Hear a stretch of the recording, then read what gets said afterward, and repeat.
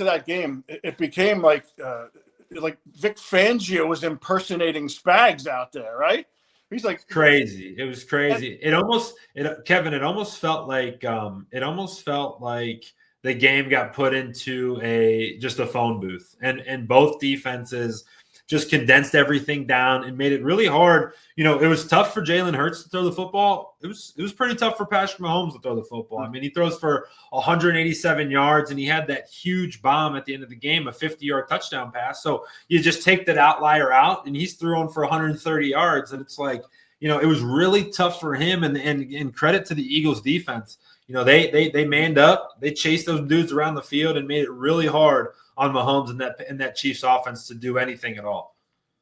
No doubt. I mean, and he's blitzing like 12 to 15% last year. He comes out 35% in this game. And I don't know if it was planned, if it was a game plan coming in, if it was a reaction. I went back through the first half, and you see 4-man rush, Mahomes runs, picks up 11. 4-man rush, complete to Brown. 4-man rush, Mahomes runs for 22.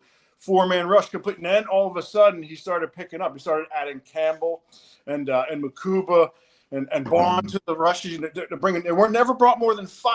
But once they started bringing 5, you could see Mahomes getting uncomfortable. Balls were getting batted down. You get a Makuba sack and a Jomo sack.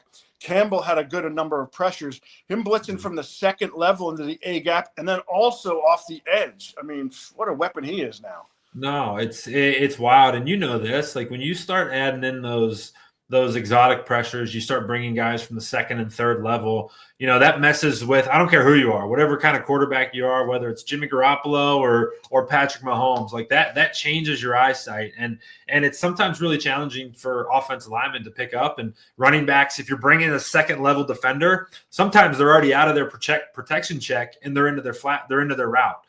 So and you get a free runner in there. And if just one of your guys gets covered up, your first and second read are covered up, boom, then guys on you and you're scrambling. And Mahomes did his thing running the football. It was almost 10 yards a pop, 7 carries for 66 yards. But, that adding that element to it and really challenging, the Chiefs, challenging their thin wide receiver core to win on routes, was really, in my opinion, what Fangio was trying to do. And you could see it working, throughout the entirety of that game.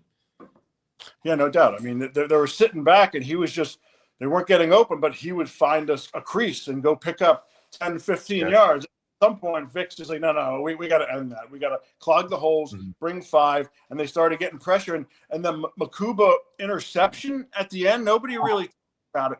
But they brought an extra guy. They brought 5 on that play. It quickened up the release of Mahomes. He threw it earlier than he wanted to throw it. That's why Kelsey wasn't ready for it, and it batted up in the air. That was due to the pressure.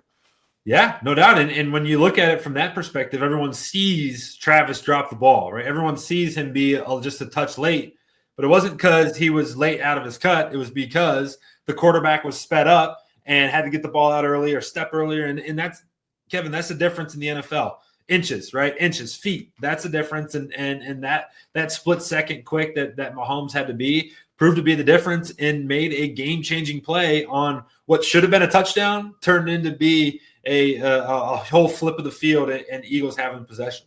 Yep, it was absolutely huge. And on the other side of the coin, I think the Eagles, Kevin Patullo, the offensive line, Hurts, I think they did a great job. Granted,